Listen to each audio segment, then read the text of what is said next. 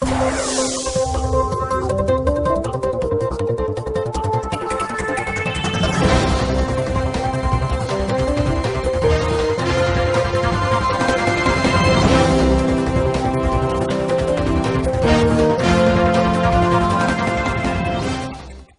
tal amigos? Bienvenidos a una emisión más de Ciudad Capital. Ya es 21 de agosto y tenemos como siempre toda la información de lo más relevante en Ciudad Capital. Les saluda Luis Velázquez. ¿Cómo estás, Alberto?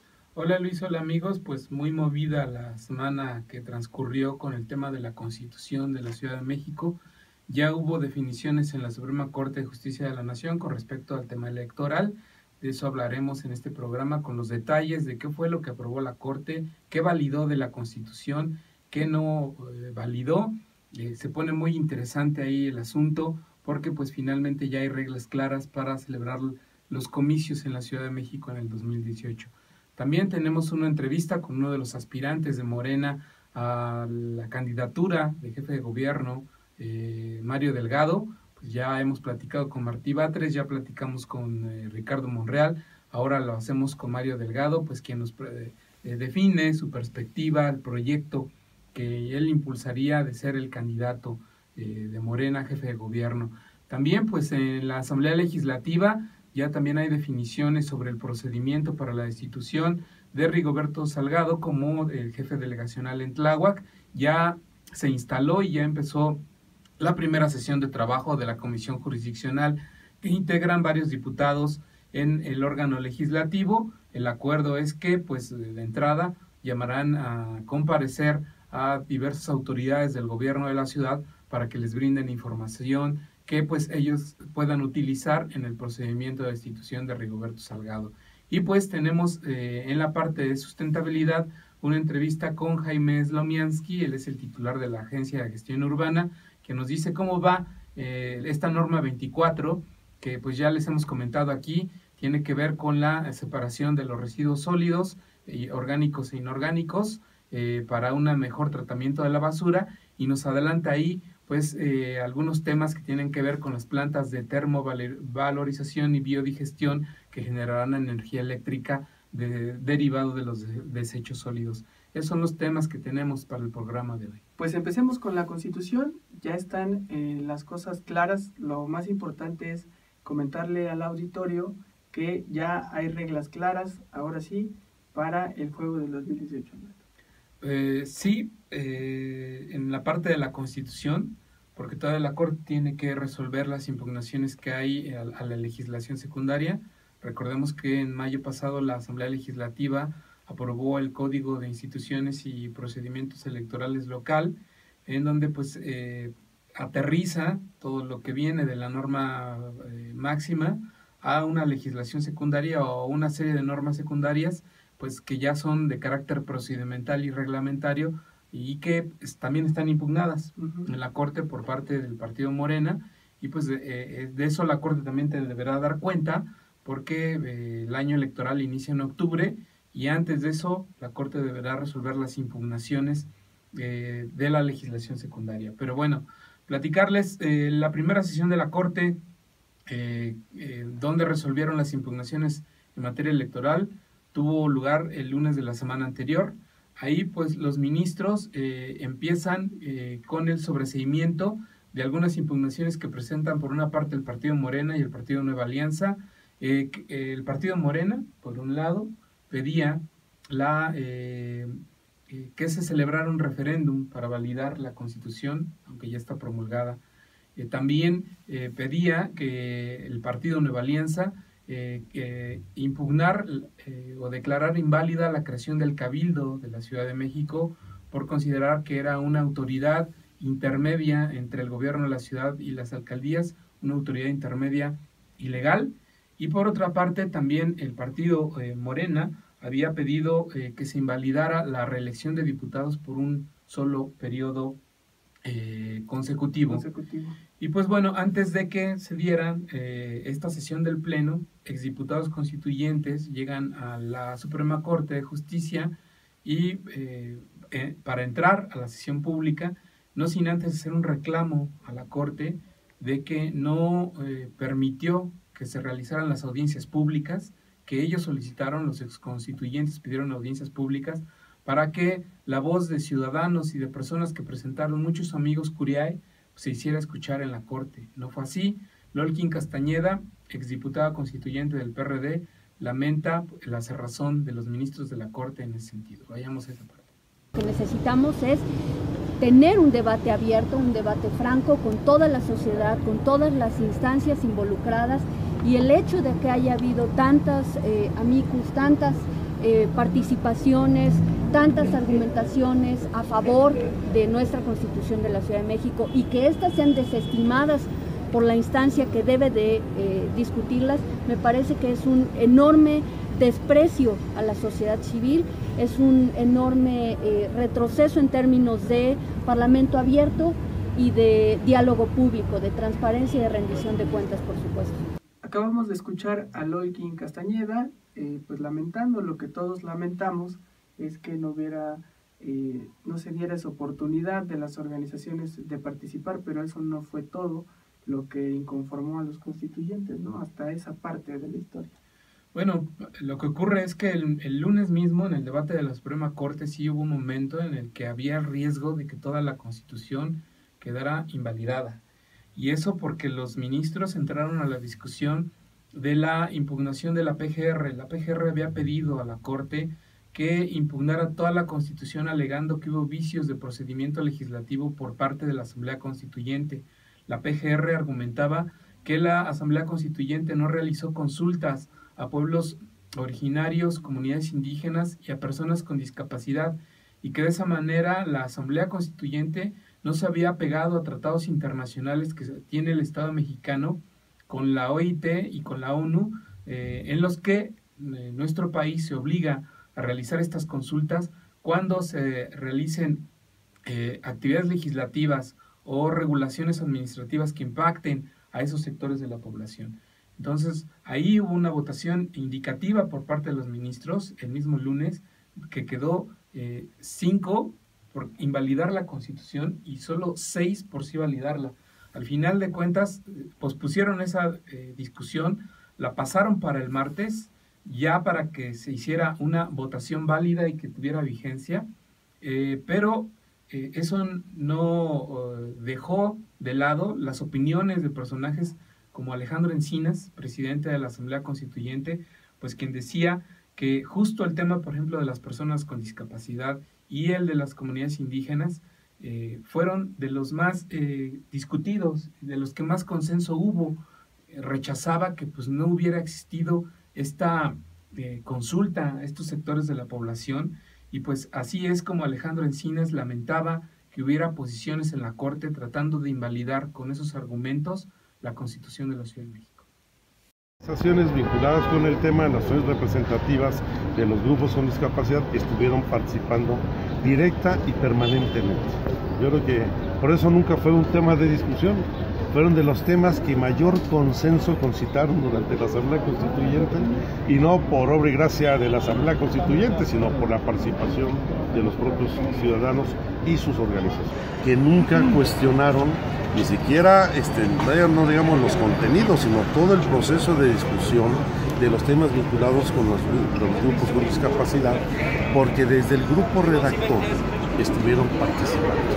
Cuando se instaló el grupo redactor, se establecieron distintos mecanismos para atender a todos los grupos sociales, a través de los entes públicos del gobierno, a través de las redes sociales, se estableció una página específica para ello, a través de los miembros del grupo redactor, donde estuvimos recibiendo las propuestas específicas de cada uno de ellos, y desde un inicio fueron incorporados. Luego, después del proceso electoral, donde ya hubo diputados y diputadas electos, muchos de ellos establecieron la relación con los grupos. Y ustedes pueden ver cómo muchas de las iniciativas que presentaron las y los diputados constituyentes, como iniciativas de los propios legisladores, iban avaladas por las organizaciones que tienen los vínculos con los grupos con discapacidad. Hay que ver si precisamente las de Katia de Artigues o las de Yolanda de la Torre. Pero también hubo iniciativas que las propias organizaciones presentaron a través del Parlamento Abierto.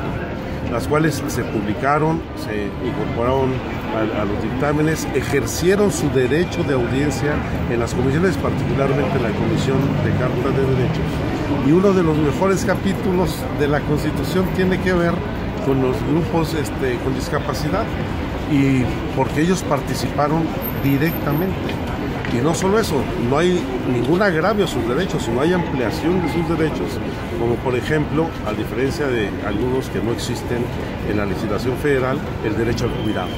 Pues ahí está Alejandro Encinas muy molesto, y esa fue la tensión que se vivió en esos primeros días de la semana pasada, cuando la Corte estaba ya entrándole al tema, ¿no? Sí, y tan álgido fue el asunto que Porfirio Muñoz Ledo, él fue integrante, presidente de la Conferencia de Organización de la Asamblea Constituyente, pues dice que era absurdo el argumento de los 5 ministros de la Corte que querían invalidar toda la Constitución, asegurando que no hubo consultas. Dice: en la comisión redactora nosotros recibimos a más de 400 grupos de toda la sociedad, incluidos obviamente pues gente con discapacidad. Hubo también a 120 grupos que la Asamblea Constituyente recibió en audiencias públicas. También hubo ahí personas con discapacidad, y se hizo una consulta profeso a grupos de comunidades indígenas y pueblos y barrios, y además hubo gente representando a esos grupos de personas con discapacidad en la propia Asamblea Constituyente, como Yolanda de la Torre y como Katia de Artigues. Entonces decía que era realmente absurdo un argumento así esgrimido por la PGR para tratar de tirar todo el texto constitucional que costó tanto trabajo construir. Y de esta manera habla Porfirio Muñoz Ledo. El pretexto con el que querían unificar la Constitución es absolutamente ridículo. Como acaba de decir la directora de CEPAL, es increíble que una Constitución caracterizada por la participación y la consulta a todos los grupos sociales, ahora se le achaque que no tiene participación. Nada más en la redacción del proyecto consultamos a más de 400 organizaciones. Ahora dicen que no lo hicimos con los discapacitados. Yo me reuní con todos ellos en la redacción. No se diga los 120 grupos que fueron en la Constituyente, que era un parlamento abierto. Ahora ya están enviando los discapacitados un hashtag que dice yo sí fui consultado. Son pretextos. Me parece que hay una dosis de mala fe en algunos. Otros han sido rigurosos y algunos incluso me han manifestado su convicción federalista. Pero, ¿qué quieres? Hay la influencia indirecta del gobierno, fueron objeciones, una acción y una controversia de la Procuraduría y de la Consejería Jurídica de Presidencia. Aquí tienen que probar su buena fe, su criterio jurídico y su grado de independencia. Pues hasta ahí había mucho nerviosismo, mucha incertidumbre de cómo pudiera quedar el texto constitucional. Sin embargo, parece ser que el saldo para estos constituyentes pues fue a favor. Alberto, tú estuviste muy al pendiente del debate de la Corte, que, comentarle a los amigos de Ciudad Capital, se dio por partes, por temas, y separando muy puntualmente cada uno de ellos, porque cada una de las acciones de inconstitucionalidad que ya mencionó Alberto atacaban puntos específicos de este documento. Así es, y pues bueno, para comentarles cómo queda lo que la Suprema Corte valida e invalida, pues va así, ¿no? Sobre C, como ya lo había comentado, el recurso de Morena para que la Constitución pasara por un referéndum antes de su promulgación. También sobre C, el recurso del partido Nueva Alianza, por el que se trataba de eliminar la figura de un cabildo que el partido Nueva Alianza señalaba como una autoridad ilegal entre las alcaldías y el jefe de gobierno. También declara el sobreseimiento de una impugnación que hizo Morena relacionado con la reelección de diputados por un solo periodo. La Suprema Corte ahí argumentó que este no es un tema de carácter electoral y específicamente, o sea, me refiero a la conformación del Congreso y a la reelección de diputados, y que Morena no estaba validada para impugnar esa parte. Pero también ahí es importante que después la Suprema Corte declara inválida en la Constitución de la Ciudad de México la figura de reelección de diputados por un solo periodo, y establece que lo válido es que sea la elección consecutiva de diputados al Congreso de la Ciudad de México hasta por 4 periodos consecutivos, como lo establece la Constitución Federal. Pues ahí está este resumen de lo más importante que se definió en algunos puntos, pero que tenía, pues, es muy técnico todo lo que se resolvió, Alberto. Es muy técnico lo que se resolvió. También hubo otros temas como la conformación del Congreso. La Corte resuelve que es válido integrar el Congreso de la Ciudad de México con 33 diputados uninominales y 33 diputados plurinominales. Ahí el partido Morena había acusado que esta figura de 50% uninominales y 50% plurinominales pues genera una sobrerepresentación de los partidos pequeños, que pues al final, si no son favorecidos con el voto ciudadano, sí van a tener presencia por la vía plurinominal en el Congreso de la Ciudad de México. Algo muy importante pues también es que la Suprema Corte resolvió que es válido tener como tope máximo de un partido político hasta 40 legisladores. Recordemos que ahí, y esta parte chocará con el Código Electoral Capitalino aprobado por la LDF, que establecía solo el tope máximo de 33 diputados. Entonces, un partido político, imaginémonos que es Morena, lograra tener 33 diputados uninominales, que ganara todos los distritos, carro completo en la Ciudad de México de diputados, va a poder tener acceso a otros 7 por la vía plurinominal para contar hasta con 40 legisladores. Eso sería, por ejemplo, un supuesto. Es ahí donde hubo un debate interesante en la Suprema Corte, en el argumento, pues de que esta figura de 33 y 33 diputados uninominales y plurinominales y el límite máximo de hasta 40 diputados, pues se da en un sentido favorable a la Constitución de la Ciudad de México. Que hay que decirlo ahí también, que había, que ese es un matiz, porque ese tema lo definió la Asamblea Legislativa, no el Constituyente, ¿no? En realidad a quien le están dando ahí la razón es a la Asamblea Constituyente, y se contrapone con lo que la Asamblea Legislativa quería hacer, que era eliminar las mayorías simples a partir de ahí. Pues no resultó esa intención de eliminar las mayorías simples así de facto. Lo que sí ocurre es, y en un tema también álgido, polémico, que era punto de atención incluso de organizaciones de la sociedad civil, es cómo queda el asunto de las circunscripciones. La Constitución de la Ciudad de México quedó establecido en el artículo 29 que las futuras alcaldías se subdividirán en circunscripciones, hasta 6 circunscripciones.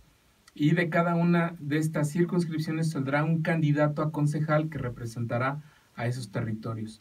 Ahí el partido Morena impugnó esa parte, alegando que la subdivisión territorial de las alcaldías violentaba la Constitución Federal en el artículo 122, y al final los ministros de la Corte resuelven que no era así, que esta subdivisión territorial en circunscripciones no violenta la Carta Magna, que no es inválido que existan estas circunscripciones, y al final pues esta figura queda vigente. El trabajo que en su momento, por ejemplo, hizo el Instituto Electoral de hacer todo este mapeo electoral para subdividir las demarcaciones en 6, pues se mantiene. Entonces, lo que queda para el 2018 es que tendremos, pues sí, como se venía considerando desde la Constitución, la existencia de una planilla conformada por el candidato a alcalde y 6 concejales que representarán a cada una de esas 6 circunscripciones. Así es, y el punto que señalas es muy importante, Alberto, porque algo que tienen que ver en nuestros amigos de Ciudad Capital es que modifica también los escenarios político-electorales que ya se venían desarrollando en la Ciudad de México. Y les explico por qué.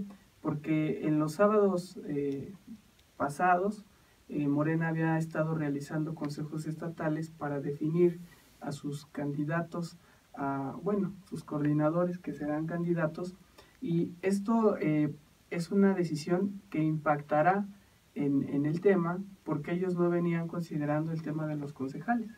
Ellos venían pues considerando nada más como si viniera una planilla por circunscripción, y ahora pues se abre una nueva representación que tendrán que definir a partir de que este sábado de la semana pasada ya llegaron a los acuerdos para las ternas de sus diputaciones locales y federales. Pues quienes no queden integrados todavía podrán jugar en este acomodo de espacios que se abrirá para respetar esas 6 circunscripciones que tendrán que ser, o que más bien representan ya una nueva representación en la Ciudad de México. Se abre una cartera de muchas posiciones a jugarse en las elecciones del 2018 en la Ciudad de México.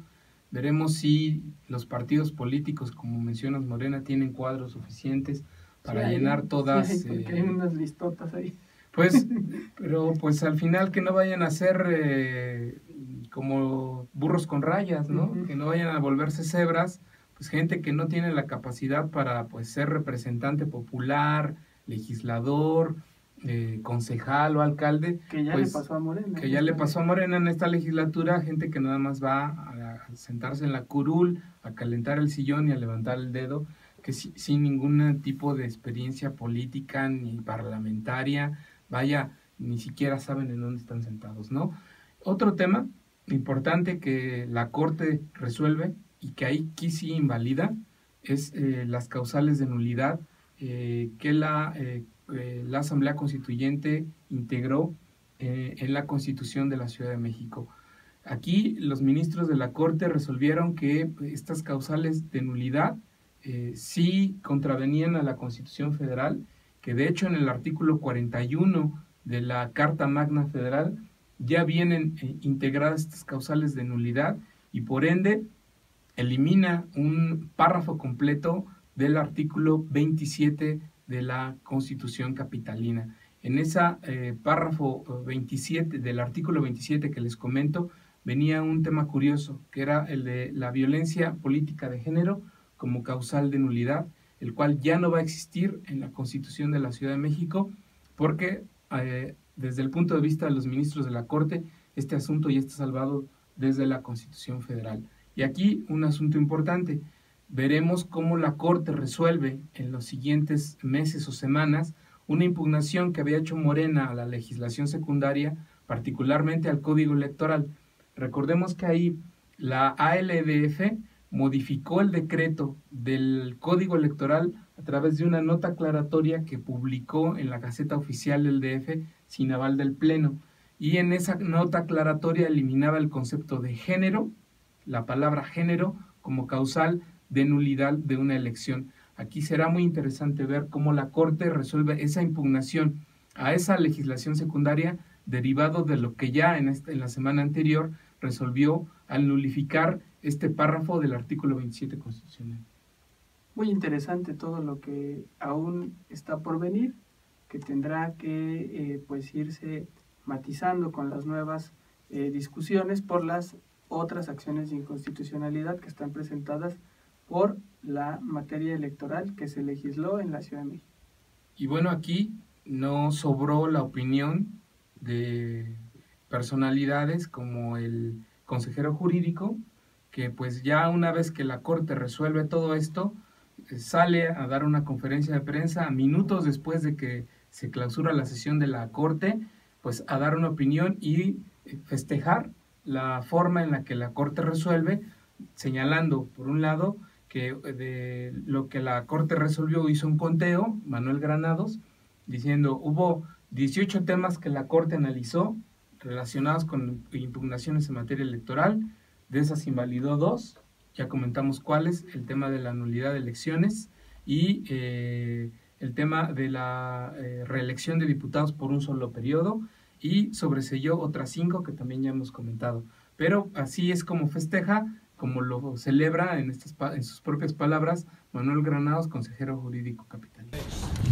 Decirles que para el gobierno de la Ciudad de México, el análisis de esta primera etapa que ha realizado la Suprema Corte de Justicia de la Nación en relación a la Constitución de la Ciudad de México es un gran triunfo, es un logro que se ha generado a partir de estar en un esquema muy claro de atención desde la conformación del proyecto de Constitución, después el proceso legislativo por la Asamblea Constituyente y ahora en la parte de la defensa legal ante la propia Corte de Justicia de la Nación. Así celebró Manuel Granados este fallo de la Corte, que por supuesto sí mantuvo en mayoría los razonamientos de la Asamblea Constituyente, lo cual él ha estado defendiendo, no así para la Asamblea Legislativa, que tendrá algunos detalles que corregir a partir de este fallo de lo que ellos ya vienen reglamentando en materia secundaria.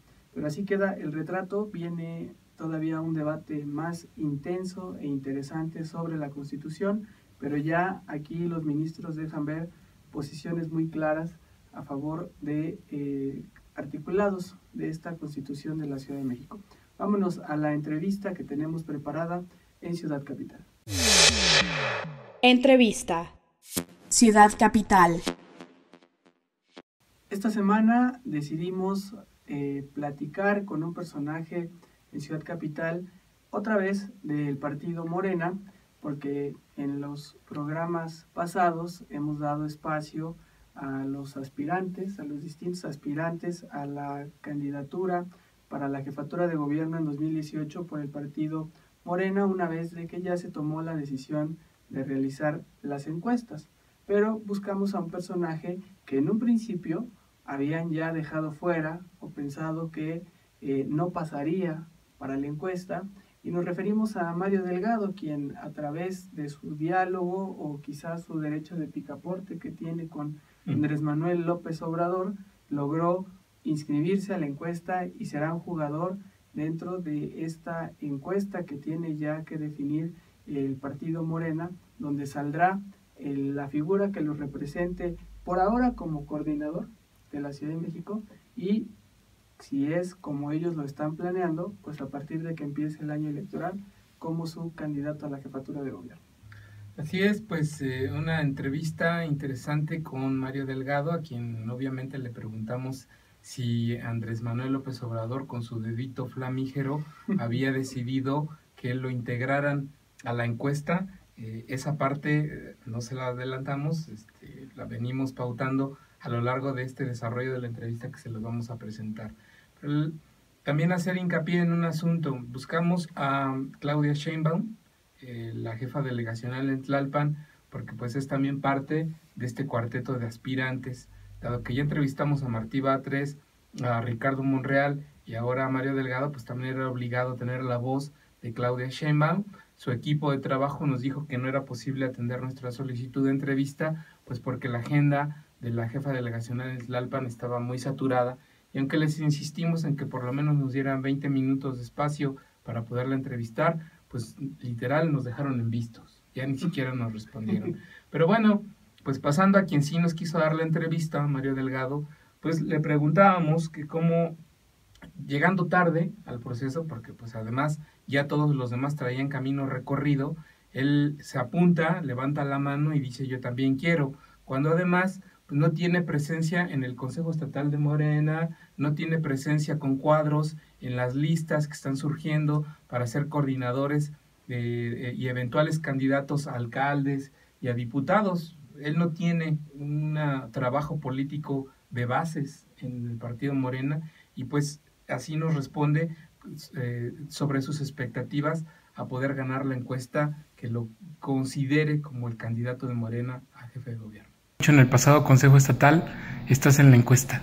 ¿Qué lectura le das tú? Obviamente favorable, pero a un esfuerzo que pudo ser más de un palomeo de Andrés Manuel López Obrador.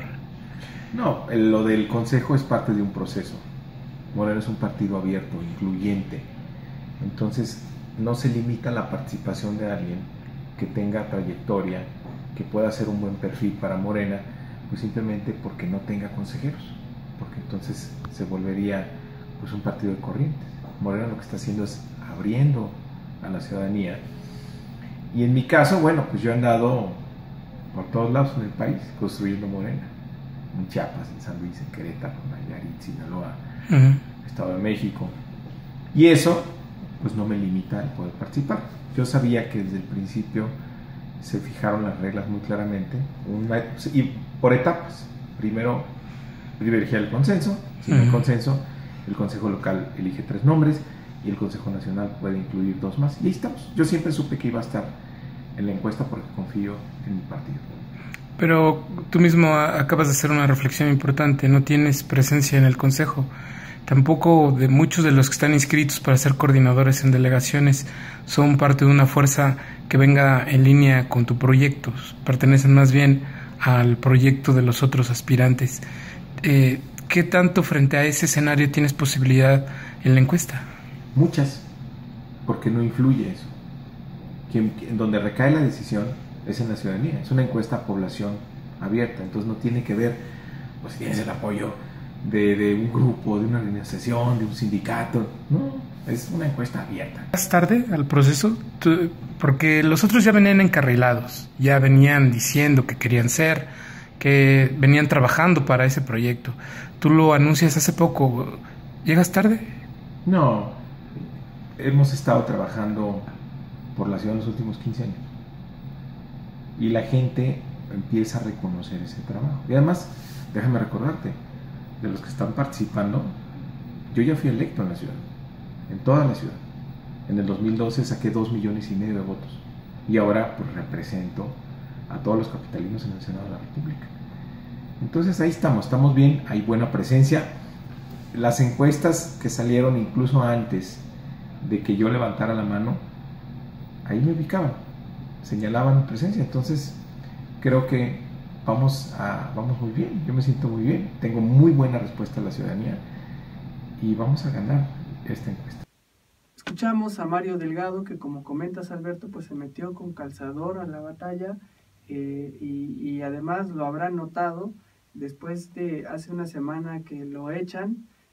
Su reacción fue no tirarse al piso por no tener esta estructura, y yo desde el lunes de la semana pasada y desde el domingo vi cómo empezaban a llover por todas las calles sus carteles donde él se promovía, porque sabe que tenía que entrar en esta encuesta que Morena lleva a cargo para definir a su candidato.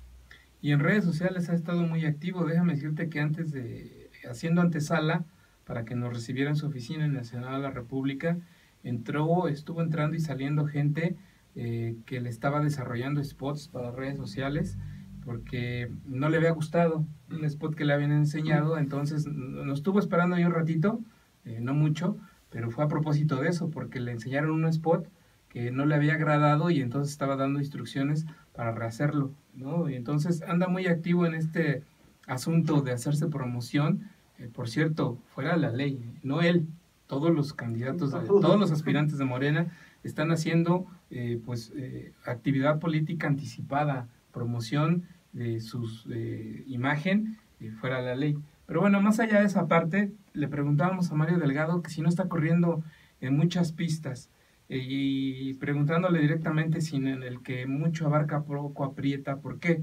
Porque como senador de la República es parte de este grupo de legisladores que están haciendo el acompañamiento para la renegociación del Tratado de Libre Comercio con Estados Unidos y con Canadá. Y entonces, pues, si estaba metido en ese trabajo, ¿por qué también está tan interesado en hacer esta otra labor como aspirante de Morena a jefe de gobierno?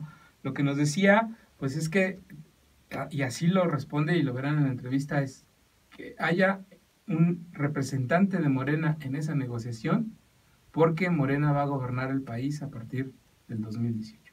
El gobierno de la ciudad, en algo tan importante como va a ser la negociación del Tratado de Libre Comercio, no estás tratando de jugar en muchas pistas, es decir, el que mucho abarca poco aprieta. No, bueno, es parte de mi chamba aquí en el Senado. De hecho, aquí estamos ya, mis compañeros senadores ya deben estar volando, ya llegaron a los Estados Unidos. Ahorita estamos en esta tarea, bueno, de resultar electo por Morena, pues sí tendré que organizar mis tiempos. Sí, evidentemente voy a tener que pedir licencia como senador, pero por lo pronto, en la dinámica del Senado, me seleccionaron como parte de este grupo, que es un tema importante para el país y es muy importante para nosotros, porque vamos a ganar la presidencia en el 2018. Entonces sí es importante que haya alguien de Morena ahí que le esté dando seguimiento y sobre todo, pues no permitir que el gobierno vaya a claudicar, porque parece que nuestro gobierno va con la idea de entregar todo rapidito y muy fácil. No, hay que tener muy claro México a qué va a esa negociación, cuáles son los objetivos, cuáles son los sectores que queremos beneficiar o que queremos proteger y cuáles son los sectores que ellos quieren tomar ventaja de México. Yo no veo claro un diagnóstico por parte del gobierno y sí veo mucha prisa, lo cual es muy sospechoso, por eso hay que estar ahí. Entonces, vamos a ver qué pasa en la ciudad. Yo tendré que pedir licencia, entonces ahí reorganizaré mi tiempo y pues sí, evidentemente tendrán que seleccionar a otro compañero para hacer esta tarea. Ahí tenemos a un Mario Delgado muy envalentonado, ¿no? Sí. Diciendo vamos por todas. Lo cierto es que se mete a la pelea al último y lo que deja ver es como esta intención de no perderse en la negociación que se va a abrir. Y ya veremos, con base en el resultado, si no también entró a jugar como una estrategia para restarle puntos a alguien.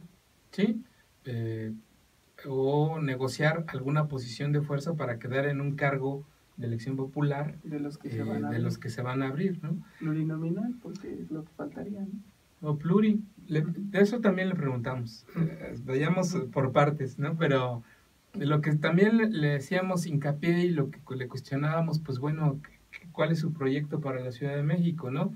Y él dice, yo tengo muchos años trabajando para la ciudad, desde que el gobierno de Andrés Manuel López Obrador estaba al frente de esta Ciudad de México.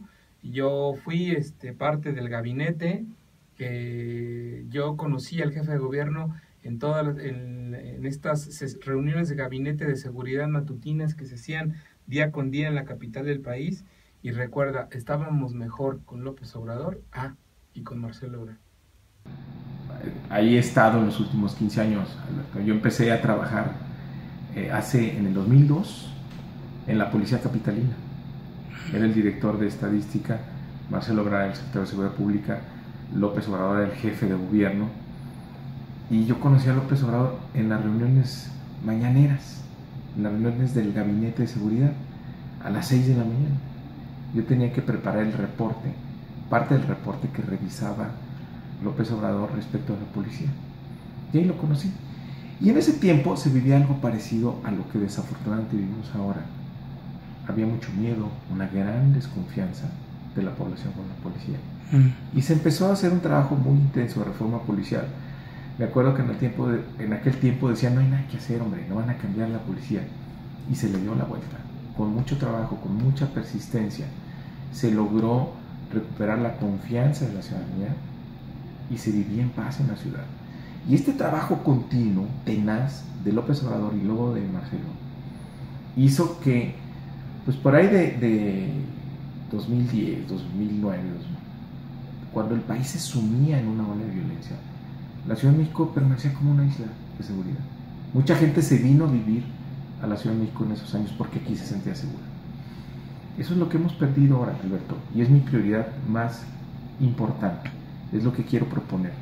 Lo que yo aprendí en seguridad, estoy proponiendo un plan inmediato de 10 puntos para recuperar la tranquilidad de la gente, es lo más importante. Si no vives en paz, si vives con la angustia de que no sabes si tus hijos van a regresar de la escuela, no sabes si te van a asaltar en el transporte público, no sabes si te van a quitar tu coche. No puedes vivir la vida. Es muy difícil, te estresa, te desgasta, te enferma. Entonces hay que recuperar primero la tranquilidad. Sí se puede, la gente sabe que estábamos mejor con López Obrador y con Marcelo Ebrard. Ya lo hicimos una vez, lo podemos volver a hacer. Vaya, pues eso es lo que dice Mario Delgado.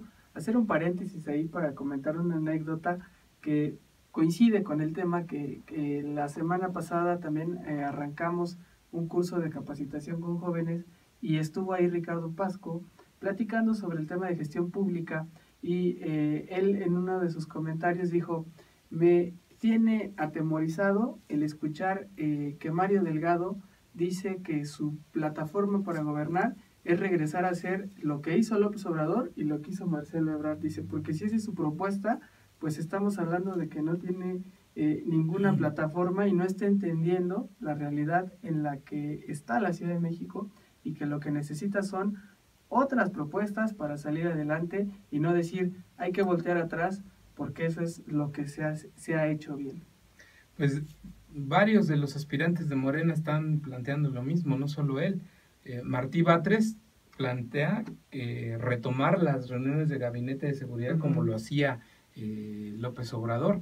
En la entrevista de la semana pasada con Ricardo Monreal, pues él hacía mucho énfasis en que de ser jefe de gobierno se apegaría a principios y lineamientos de lo que López Obrador hizo en la capital del país con estos lemas de honestidad valiente y austeridad republicana. Entonces, el Tlatoani mayor de Morena es referente para los pequeños caciques políticos que quieren gobernar la capital del país. Y a propósito de eso, él comenta pues, que tiene trayectoria propia, y lo dice porque le preguntábamos si así como en su momento Marcelo Ebrard fue el carnal de Andrés Manuel López Obrador, Mario Delgado es carnal también el político tabasqueño, y así nos responde. Yo tengo la confianza de venirlo acompañando desde hace algún rato. Le he aprendido mucho. No sé si él vaya a decir que soy su carnal. Yo lo que te diría es que es mi maestro. Tengo esos dos maestros, Marcelo y Andrés Manuel, de los cuales pues les aprendes. Muchos son políticos diferentes, con distintas trayectorias, con visiones distintas de ver la política y eso, en mi caso, a mí me ha enriquecido mucho en mi formación. Se podría dar una lectura política en el sentido de que tu búsqueda por la jefatura de gobierno también es una aproximación de Marcelo Ebrard a la política mexicana, un Marcelo recargado. No, porque yo también ya, digamos, tengo mi propia trayectoria. Marcelo pues lleva algunos años fuera de la actividad política y ahí está el trabajo que yo he hecho en el Senado. Desde hace 3 años contribuí a la formación de Morena. Después fui de los primeros senadores que dijo: no coincido a dónde va el PRD, creemos en el proyecto de López Obrador para transformar el país, y nos cambiamos a Morena, y ahí hemos estado muy congruentes en nuestro papel en el Senado con el tema de las reformas estructurales, defendiendo a nuestro sector petrolero de estas reformas. Últimamente la gente me recuerda mucho por el tema del gasolinazo.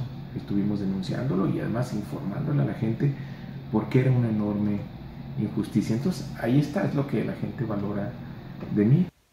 Lo cierto es que Mario Delgado, quizá desde hace mucho tiempo, en 2012, cuando intentó ser candidato, que fue el Delfín de Marcelo Ebrard, que intentó ser candidato, que perdió la encuesta ante Miguel Ángel Mancera, bueno, ni siquiera fue a la encuesta, se tuvo que bajar, dimitir en el proceso para no participar en ese entonces en la encuesta, porque precisamente carecía de una base o de una estructura, como comentabas, al interior en este entonces del PRD, ahora de Morena.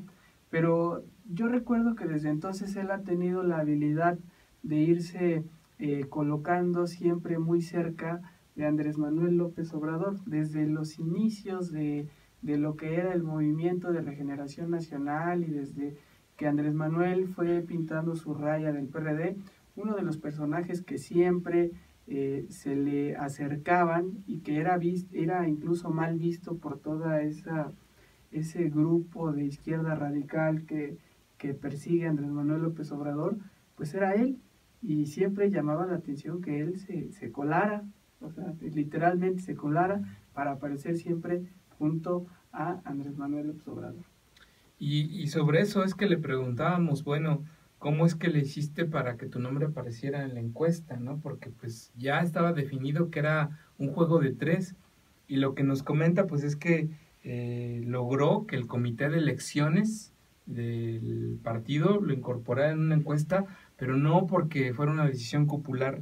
Dice, es que debemos de darnos cuenta que Morena no es como los otros partidos políticos en donde por desde arriba se toma una decisión por dedazo. En Morena es muy abierto a que se tomen este tipo de decisiones, y pues fue así como llega su nombre a esta encuesta que define el candidato del partido del Movimiento de Regeneración Nacional, y así es como él lo dice. ¿Cómo logras que el Consejo de Elecciones se incluya en este sondeo? Pues mira, pues ahí está, tengo 15 años trabajando por la ciudad, ya gané una elección en la ciudad, tuve 2,5 millones de votos en el 2012, soy el senador de la Ciudad de México, fui de los primeros que van a cambiarme a Morena, yo creo que pues hay muchos elementos para sí ser considerado. Pero para eso hablaste antes con Andrés Manuel López Obrador. No se necesita, Morena es un partido abierto, tiene sus órganos que funcionan. Lo que hice fue enviar una carta al Consejo Nacional de Elecciones y decir, oigan, pues yo también quiero participar. Y de inmediato me dijeron, estás dentro. ¿No hubo ahí un palomeo, un visto bueno del presidente nacional de Morena? Andrés Manuel anda de gira todo el país. Bueno, eso no... Convenciendo a un mayor número de mexicanos de que cambiemos ya. Está pensando en cómo va a resolver los grandes problemas de este país. No se va a estar metiendo en este tipo de decisiones. ¿No? ¿No? ¿La ciudad no le importa? Sí le importa, pero para eso también tiene un partido que está construyendo, que es el instrumento de la gente. Porque finalmente la ciudad pareciera que no ha dejado de ser su bastión, el bastión de él y de Morena. Así es el recuerdo, el prestigio de haber hecho un muy buen gobierno. Por eso no me hace mucho sentido que a él este tipo de decisiones, como incorporarte a la encuesta, le haya pasado por alto. Pues no, porque confía en el partido, en sus órganos de decisión, y hay unas reglas muy claras. Es decir, Morena no excluye a nadie, es un partido incluyente que está en un proceso imparcial, transparente, equitativo para todos. Es que estamos acostumbrados a que en los partidos se toman decisiones de otra manera. Entonces luego cuesta trabajo entender que Morena procesa de manera distinta sus decisiones, pero así es. Y la decisión mayor, fíjate, una de las más importantes del partido va a recaer en la gente, en la encuesta. ¿Quién está mejor posicionado? ¿A quién reconoce más la gente? ¿A quién le gustaría a la gente que fuera el candidato? Y eso va a pasar. Ahí está la versión de Mario Delgado en esta entrevista con Ciudad Capital.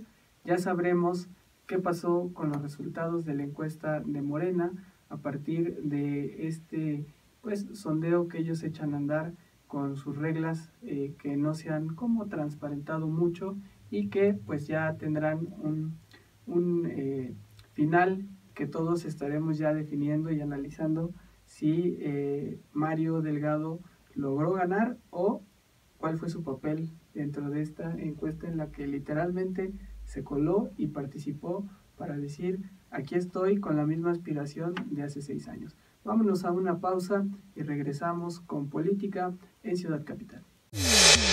Política, Ciudad Capital.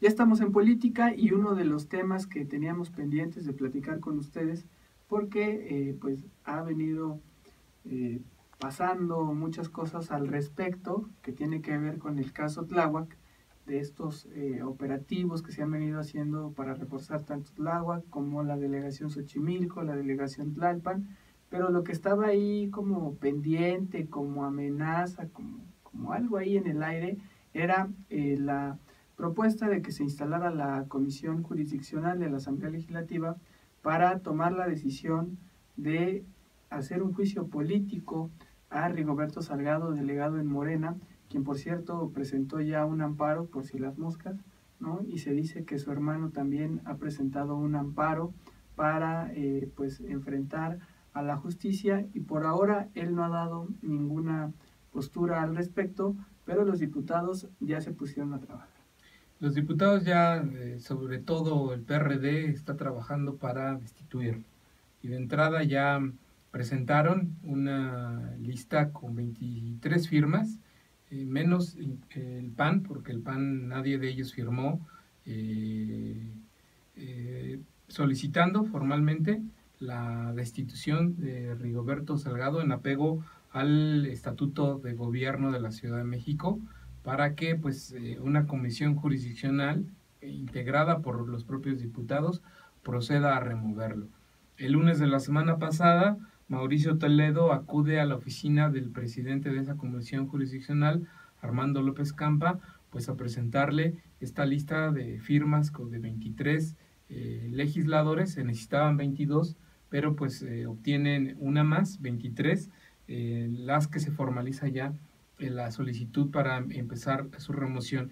Y ahí pues en una entrevista muy improvisada afuera de la oficina de Armando López Campa, Mauricio Toledo habla del procedimiento, dice de entrada y lo reitera después, y otros diputados insisten en lo mismo, que no es un asunto político, que es un asunto meramente de procedimiento administrativo, apegado a derecho, por el que se hará este proceso para destituir a Rigoberto Salgado. Y también han señalado otros temas de procedimiento, como el hecho de que cuando el tema llegue al pleno de la LDF, tendrá que ser aprobado por lo menos hasta que la Comisión Jurisdiccional tenga la calendarización, hasta que la Comisión Judicial tenga una decisión, tendrá que darse a nosotros de comunicación a la sociedad de lo que vamos a votar. Significa que nosotros no podemos predeterminar una acción, no podemos juzgar. A pregunta expresa, algunos de nosotros creemos que sí es procedente, es decir, tanto que 23 diputados y otros más firmarán en su momento o lo harán saber. Esto se hizo conforme al requisito de 22 firmas, no fue por tener más o menos, sino que tienen que ser 22, y fueron las 22 veces, se nos pasó una. Pero hay muchos más diputados que quieren firmar el documento, y ante ese motivo se tendrá después, si la comisión se vota en la comisión jurisdiccional a favor o en contra, pero si es a favor del procedimiento, entonces después tendrá que votarse por 44 diputados, que son las 2/3 partes del pleno de la Asamblea Legislativa del Distrito Federal.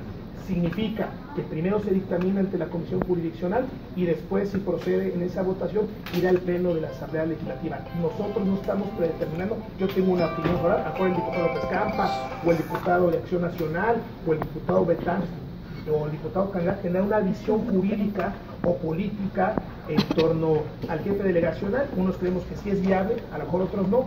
Tendrá que votarse, y nosotros, en el caso de un servidor y del grupo parlamentario del PRD, es que sea conforme al derecho, que se tome todo el tiempo necesario, que no vamos a presionar para que sea una decisión al vapor, sino traer todos los instrumentos necesarios para que vean que no es un asunto personal, no es un asunto político, no es un asunto de persecución, y mucho menos de un linchamiento mediático. Y tenemos claro de que el diputado López Campa, que es diputado del Partido Movimiento Ciudadano, sabrá llevar este procedimiento conforme a derecho, porque yo tengo claro que esto no es un tema partidario, es un tema de esclarecer y de rendir cuentas, no tan solo a los partidos políticos, sino a la Ciudad de México y a la delegación. Escuchamos a Mauricio Toledo luego de presentar estas 23 firmas, en las que también había algunos priistas y algunos personajes que están a favor del PRD de ir con todo en este proceso. El PAN no firma porque hay dos versiones. Una que es la versión extraoficial más creíble, es que andaban de vacaciones, seguramente, y que pues por eso no lograron pues recolectar las firmas del PAN. Y la versión oficial pues es que por celeridad, para obtener la mayor cantidad de firmas, pues se buscó a los que había, ¿no? Y que pues eran los otros menos el PAN. Que fortalece la idea de que el PAN no estaba en la Ciudad de México, ¿no? Claro. Pero en fin, se da la reunión finalmente, la primera reunión ordinaria de la Comisión Jurisdiccional el pasado jueves. Regresa pues muy bronceado el diputado del PAN, José Manuel Delgadillo, integrante de esa Comisión Jurisdiccional, en donde pues los legisladores empiezan a hablar del procedimiento, del trabajo que sigue, y ahí Armando López Campa lo que plantea es que se llame a comparecer a 3 funcionarios de la administración capitalina que puedan aportar pruebas para desarrollar el procedimiento. Y plantea que vayan a la LDF, la secretaria de Gobierno, Patricia Mercado, el procurador capitalino Edmundo Garrido y el jefe de la policía Irán Almeida. Yo considero someter a su recta consideración que para que tengamos mayor información sobre el caso sea citada la secretaria de Gobierno, Patricia Mercado, el procurador de Justicia y el secretario de Seguridad Pública, Irán Almeida, independientemente si alguno de ustedes o usted, diputada Nora Arias, consideran que es importante que se cite algún otro servidor público porque están directamente relacionados y se mencionan estas autoridades en el expediente que es del conocimiento de todos ustedes. Es cuanto, diputada secretaria. Gracias, diputado presidente. Le cedemos el uso del micrófono al diputado Mauricio Toledo, posteriormente al diputado Carlos Alfonso. Así empieza a encuadrarse este trabajo que tendrá que hacer la comisión jurisdiccional.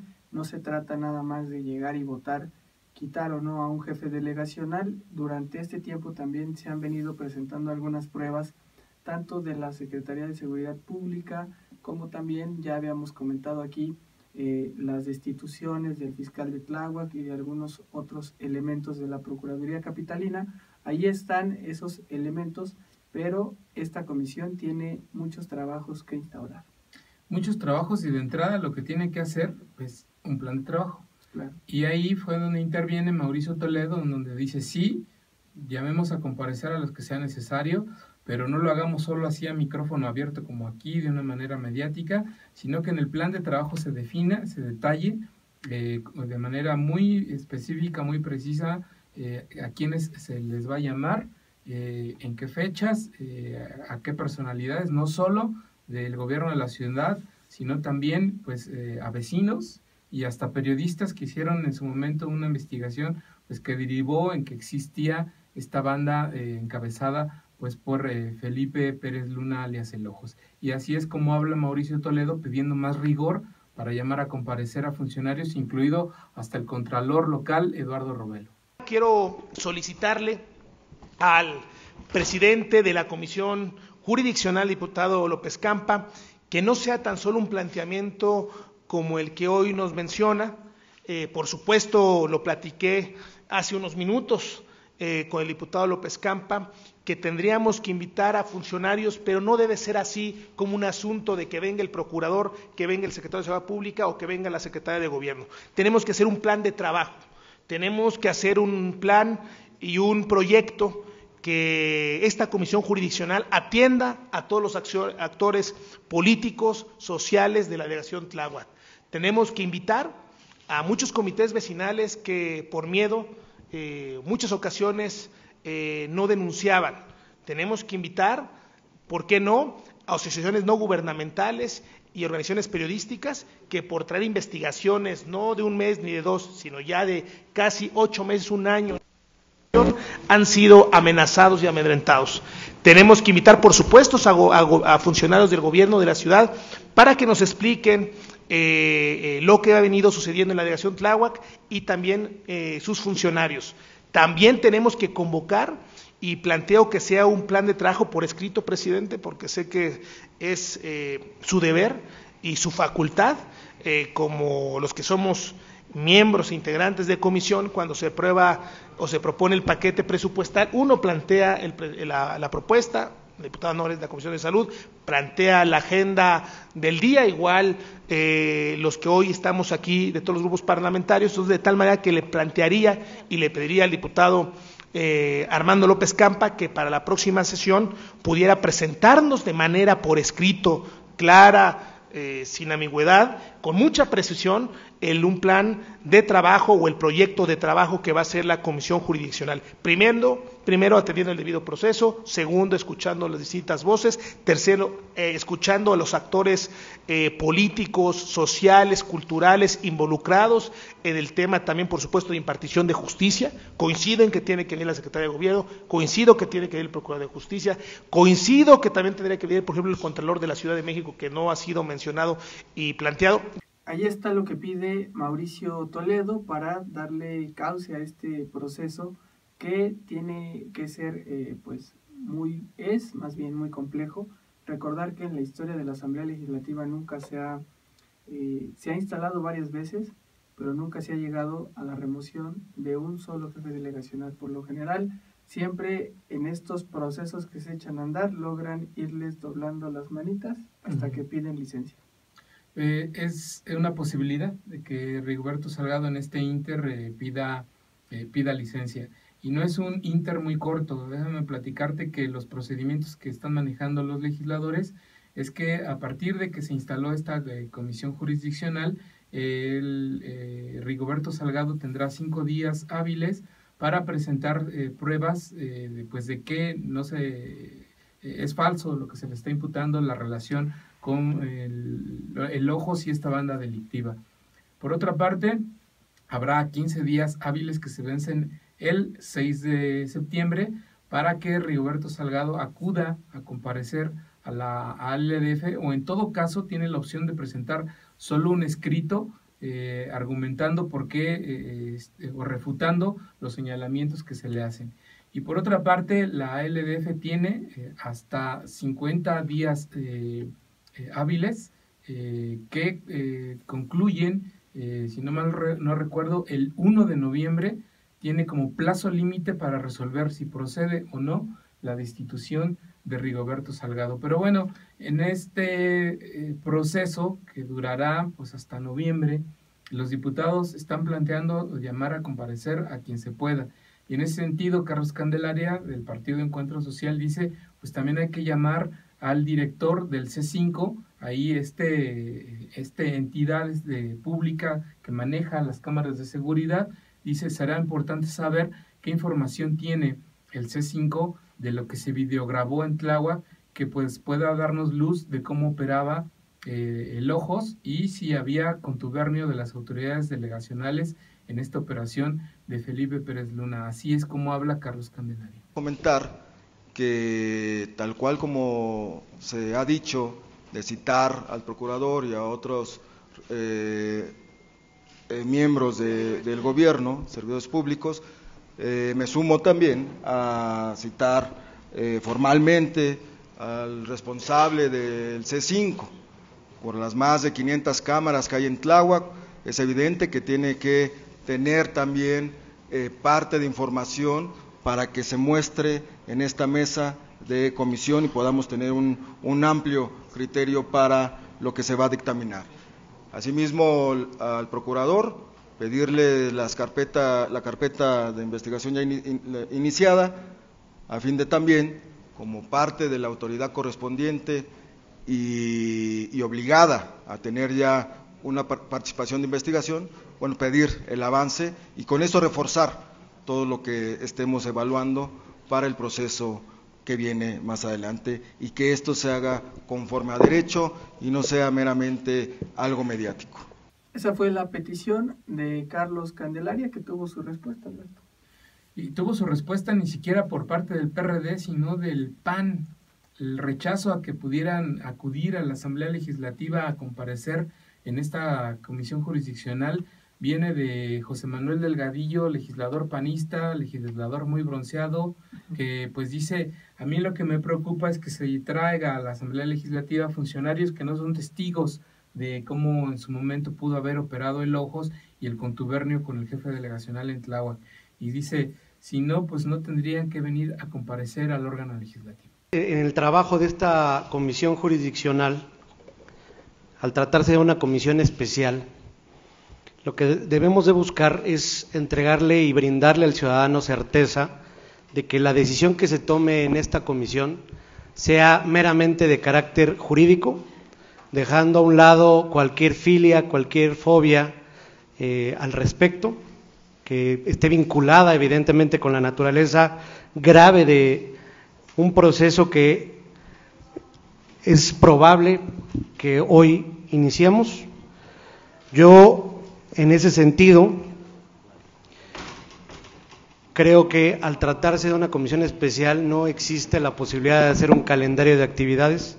Lo que nosotros tenemos es muy claro las etapas procesales que señala la ley que establece el procedimiento de remoción de los servidores públicos que designa la Asamblea Legislativa del Distrito Federal y de los titulares de los órganos político-administrativos del Distrito Federal. Por tanto, desde mi perspectiva me preocupa que queramos traer a algunos funcionarios que de entrada en el documento base de esta acción no están señalados como testigos, por tanto no tendrían por qué comparecer, a menos de que una vez que se le brinde el derecho de audiencia al delegado de Tláhuac, él señale a estos funcionarios como testigos y este desahogo de esta prueba se tendría que hacer conforme a un cuestionamiento y un cuestionario que se pueda calificar de legal y por tanto también de moral.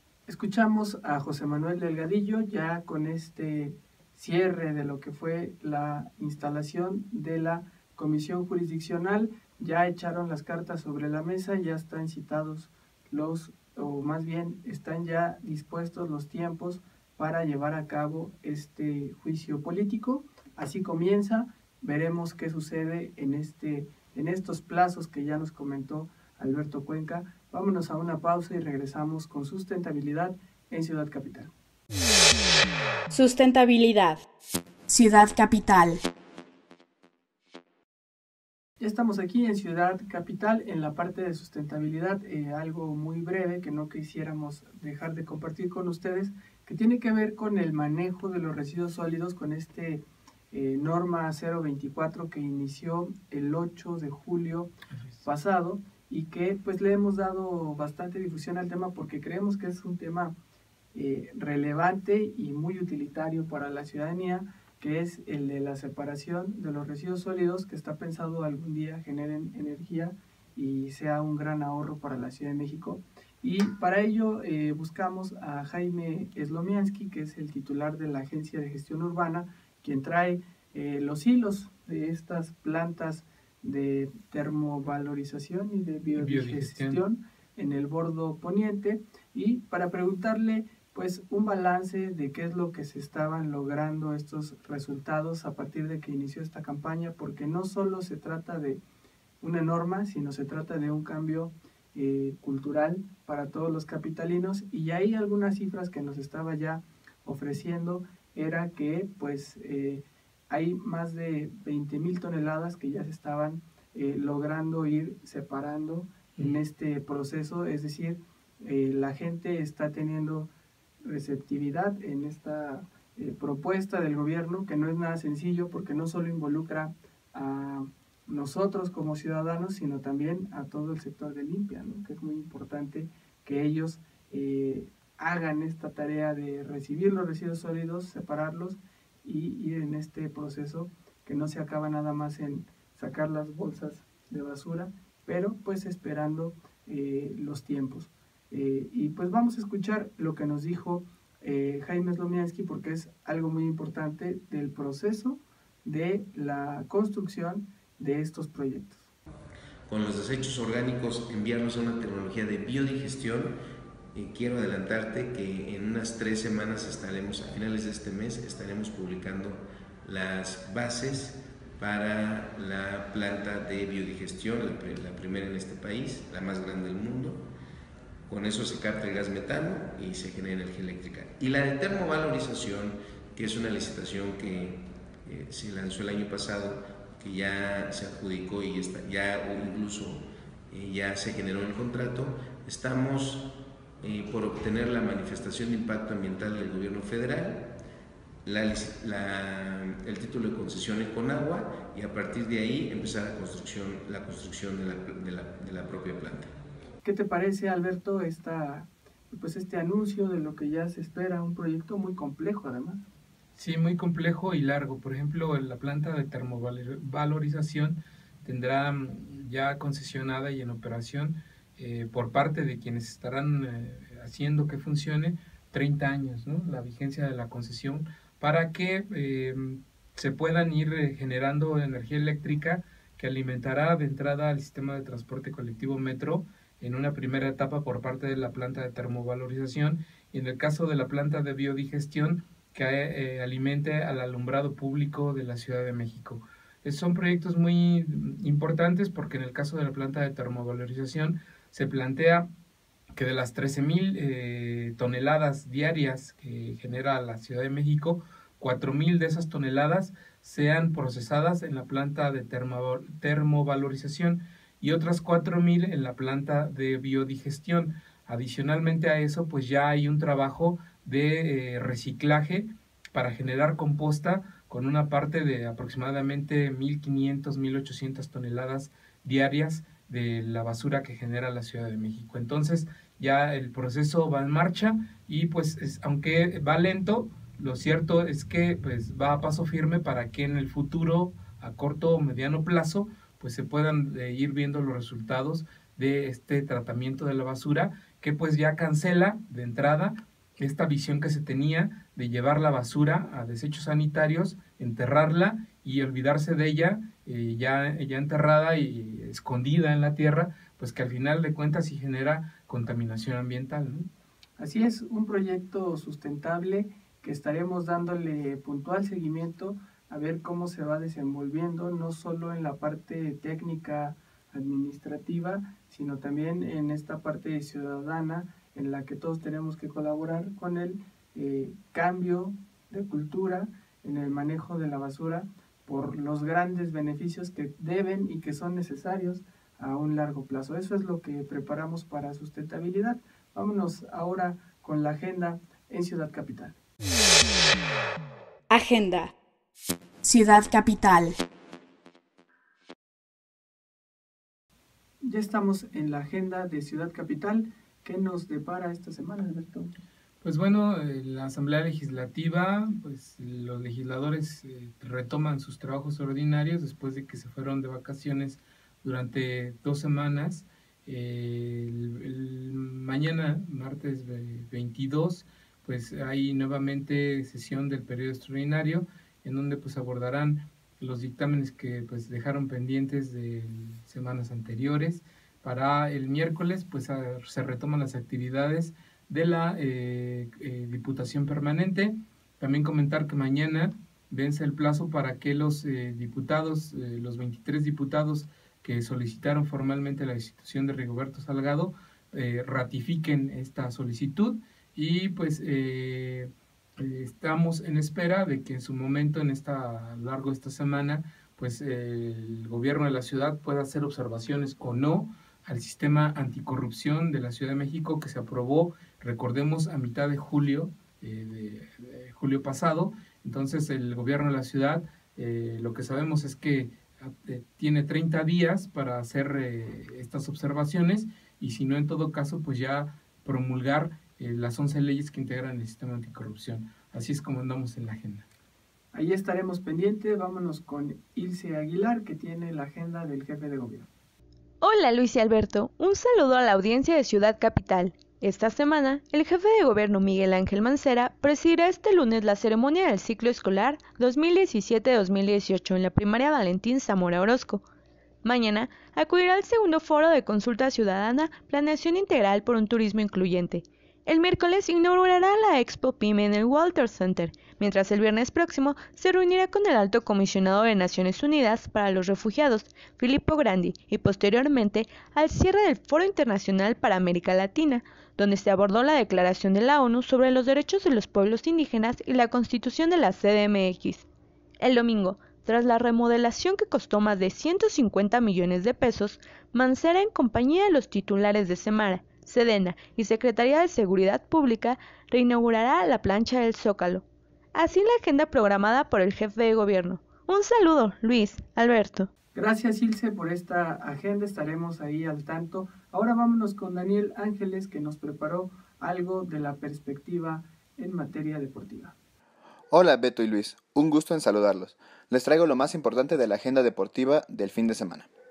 El PSV de Irving Lozano sumó su segunda victoria consecutiva, con gol del Chucky. Es su segundo gol en 2 partidos. Chicharito se estrenó también como goleador del West Ham. Metió 2 goles en su partido, pero no pudo evitar que los Hammers fueran derrotados por segunda ocasión seguida. En el fútbol nacional, América ganó por 4ª ocasión consecutiva, esta vez contra Lobos BUAP. Las Águilas se establecieron como segundo lugar general, solo por debajo de Monterrey. Chivas tuvo un polémico partido en el que perdieron contra Puebla. Algunos errores arbitrales le costaron el partido al rebaño, con un gol mal anulado, una expulsión mal interpretada y un penal no marcado. Cruz Azul se mantiene invicto y regresó a la victoria frente a Atlas. Los de Paco Gémez superaron a los Zorros por 2 goles y muestran un buen funcionamiento futbolístico. Pumas perdió su encuentro en su visita contra Tigres. Las auriazules recibieron 2 goles en contra y no tuvieron ningún disparo a portería. No logran obtener puntos de visita. La próxima semana habrá doble jornada en la Liga MX. Habrá partidos martes, miércoles y también el fin de semana. Hasta aquí la agenda deportiva. Un abrazo a la audiencia de Capital. Así llegamos al final de esta emisión de Ciudad Capital. Gracias por habernos escuchado y a quienes nos vieron aquí en Facebook Live. Les avisamos a nuestra audiencia que nos vamos a tomar unos días de descanso porque son necesarios y estaremos por aquí de vuelta el próximo 4 de septiembre para platicar con ustedes de lo que se haya debatido en esta gran Ciudad de México. Se despide usted Luis Velázquez y pues acá nos vemos en unos cuantos días. Así es, Luis, nos estamos viendo en unos cuantos días.